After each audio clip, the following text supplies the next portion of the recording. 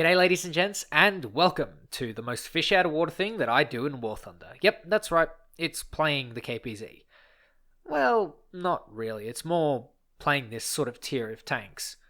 You see, I used to think that I was a bit sort of 50-50 between pilot and tanker. Let's not talk about naval, shall we?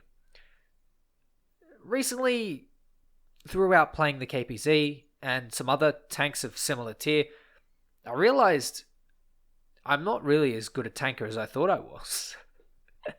Sure, low tier, I can do a fair bit of work and I can, pull off some cool stuff. But as you get to high tier, it's a completely different game, and that's something that takes a lot of time to get used to. For me, someone without a really good internet connection, in fact, I've got a bloody terrible internet connection, doesn't really help it either. And on top of that, having a pretty high ping doesn't help either. And so I really feel like that chicken that's sort of out in the middle of the ocean in I think it's a soup bowl or something like that. Some weird picture. I'll put it in the description or show it to you on screen. But that is an accurate description of how I feel playing this tier of tanks. And here we are, in what is considered to be the most overpowered 9.0 in the entire game. And next to me is probably the second most, depending on which way you swing. It could be either of them in first or second. Yep, that's right.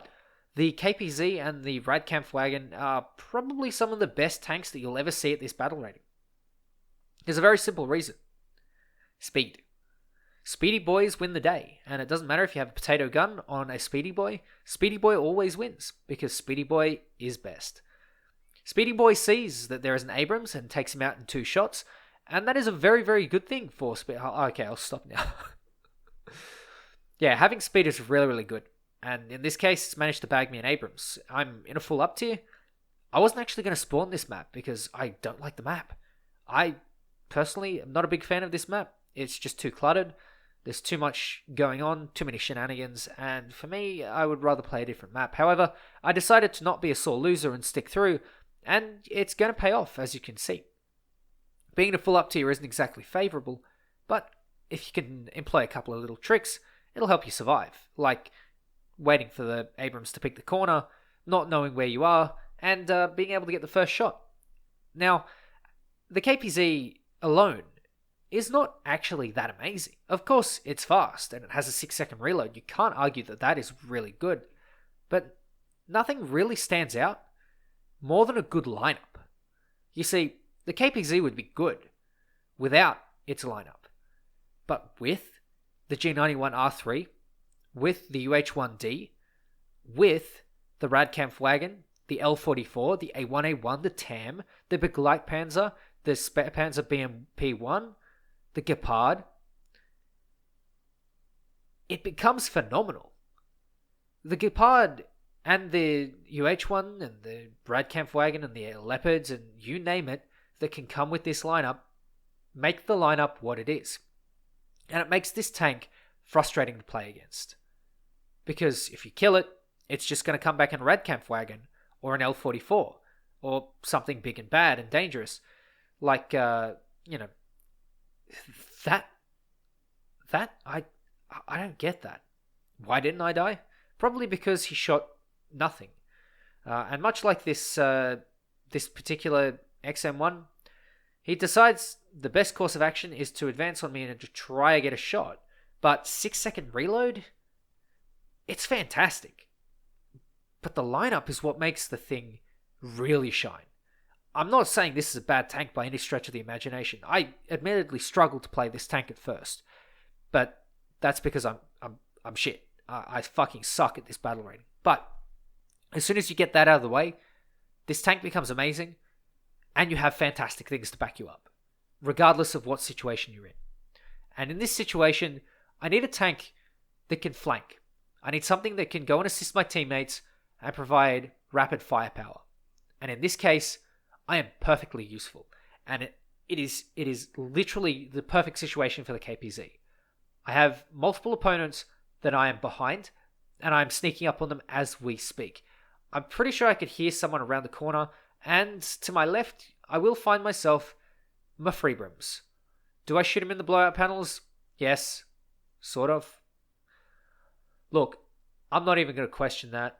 I manage to kill him as he shoots, and I get myself a neat little IPM-1. There's more to come though. One of my teammates points out a particular spot where there might potentially be an enemy, so naturally I use my speed to go and investigate. Investigate I do, and nothing I find. And so I put my speed to good use, going around this little ring once more. The KPZ is actually really good for this kind of stuff. It's good for those heavy flanks and those rapid sort of cavalry type maneuvers, if you will. And that's one thing I really like about the KPZ. It's just a well-rounded tank. It is able to do a lot of things. It is versatile. It has a 20mm on top. It has hydropneumatic suspension, 6-second reload, the ability to fire ATGMs, smoke, artillery. The only thing it is missing is spotting. And that's really not that much to miss. This thing is phenomenal. In fact, I can't really see something that's not that bad about it. This T-64 shoots my upper turret and misses everything, and I managed to get myself a really nice kill. I'm thinking, maybe I should help my teammates who are struggling with this, whatever it is, but they managed to take it out. This thing is just really good at lots of stuff. That's a ZTZ-96. I know exactly where to shoot that, and that is the same as a T-72 and a T-64. You shoot it right in that little turret bit there, just next to the barrel, and you should take out the breech in the barrel almost every time. As I advance, I try to track him, but I shoot between, I think that's the drive sprocket. I'm not sure if it's at the front or the back. I can't quite remember. But I shoot one of the wheels instead, and you can see he's bananaed out right there. Take out the vertical again. I was hoping to take out all the crew, but or some ammo or something, and then I go for the driver. Not really paying off. So I put in the final blow off to the side of the tank. Boom. There he goes. It's really easy to get these types of kills in the KPZ. All you have to do is be in the right place at the right time, and for me, finding that was pretty hard. Not only that, but you don't really get thermals. You have night vision, which is pretty fucking useless. Let's just say that. But, yeah, moving on. We're going to go to another game, which is on Kursk, and I don't really like Kursk at this tier. It's not really, I've never been a fan of this map, and I don't think I ever will. I think it's just the way the map plays out, and the sort of campy, snipey feel that it has. I'm trying to snipe out this Merkava. I think it's a Merkava. It could be a CV90. And regardless, I'm going to shoot at it. And so, yeah, give it a shot. I overlead because he stops. And now I'm just waiting for the return shot. This was taken a little bit, well, maybe not. Maybe a little while ago. Maybe less than a week ago. And I was a lot more rusty then. Of course, still coming back from a break, which doesn't really help. Anyway, I get the shot off onto this Merkava, and I managed to shoot him in the ammo rack. A really, really strange shot, and I got really lucky. In this match, you're basically just going to watch me get lucky. I don't know how I did it. But here we go. I'm repairing a track, and that fuel tank at the bottom is really, really... It just absorbs so many shells. It's beautiful. It's beautiful to have. Just like shooting Object 120s. It's also beautiful to have, because Object 120s, they'll punch through me like a hot knife through butter. And my 20mm probably won't do much at that range, and I don't trust them to. So off I go with the dart, and I'm actually, getting a couple of long-range shots here. You are equipped with a laser rangefinder, so if you do get that unlocked, you really do have a nice little advantage. And of course, you top that off with speed, the ability to carry ATGMs, and of course, APFSDS, which you can't not love. It's just a beautiful shell. It literally, well, not always does what you want, but a lot of the time does exactly what you want. It's a really good shell. And honestly, I would use that as the meta shell, keeping some shell-alien missiles just, stowed away for good use. So, on this particular side of Kursk, there's pretty much a plateau, and that plateau looks over the valley between this little ridge where there's a village, which is normally where everyone goes to brawl.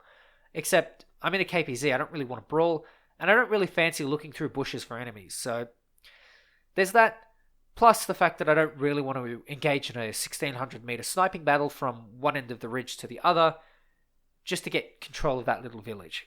I didn't really feel like it. I was having a pretty shitty day, and the KPZ wasn't really working for me. And in this match, as I said, I'll just get lucky.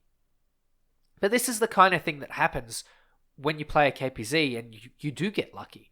You find opportunities like object, 279s, sitting out in the open. Very nice and convenient. There it is. 1250 meters. Arrange him. That's an XM803.